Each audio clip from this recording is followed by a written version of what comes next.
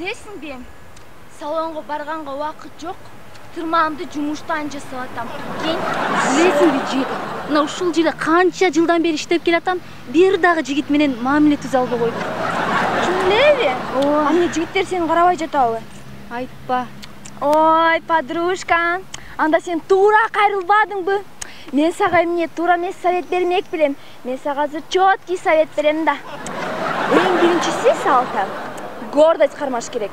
Анткени балдарчы шүмшүктөр да, алар желмоогуздар. Алар деген кан соргуч чиркейлердей. Ошондуктан сен гордостуңду кармап, намысыңды сактап, биринчи эч качан барбашың керек. Анан өзүлөр келет. Уктуңбу? Мен эми түшүндүм, көрөм.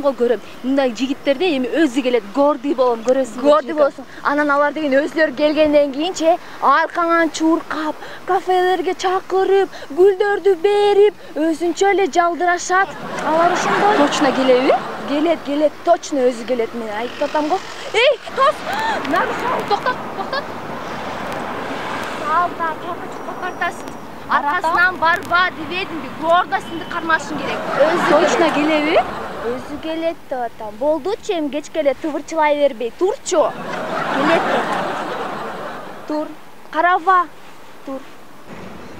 Азыр точно келет.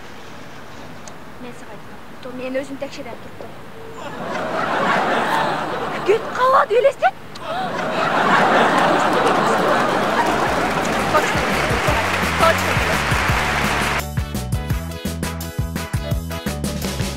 Таластык жигит үйүнө бара жатыр. Кийинки сүрөтүбүздү көрөбүз. Бул эмне? Муну кандай түшүнөсүз? Бул кирпич чечен. Жок, бул кирпич чечен.